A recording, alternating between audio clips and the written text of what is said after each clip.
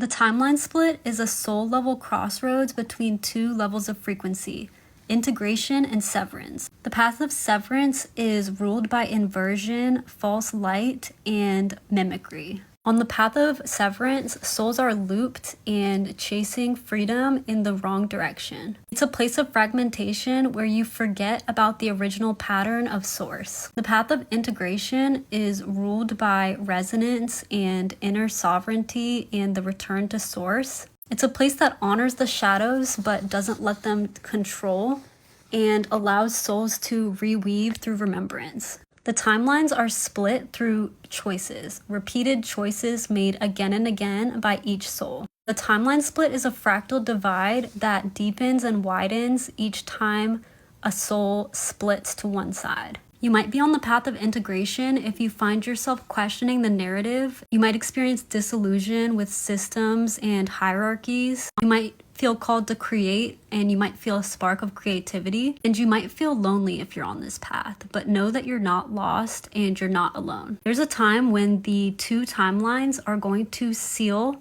and there will be no room for overlap to switch between one timeline to the other. But what happens when you choose the path of severance and finalize on that side? You will loop. Sometimes beautifully and sometimes violently. Some souls will learn, some souls will keep repeating, and some souls will think that they've ascended, but it's really just another act of mimicry and they're still in a simulated timeline. You don't end up on the path of severance as a punishment. It happens through frequency and resonance and consent. The Weaver's path is to walk in between the timelines of integration and severance in order to speak truth so that people can come home. You speak coded language so that others can see the light that you're shining out and use it to return. The middle path is integration without denial. It's weaving the shadow into the light thread by thread. Can the Weaver get stuck in the severance timeline? Yes, but only if the Weaver forgets her thread. The Weaver is not immune to entanglement.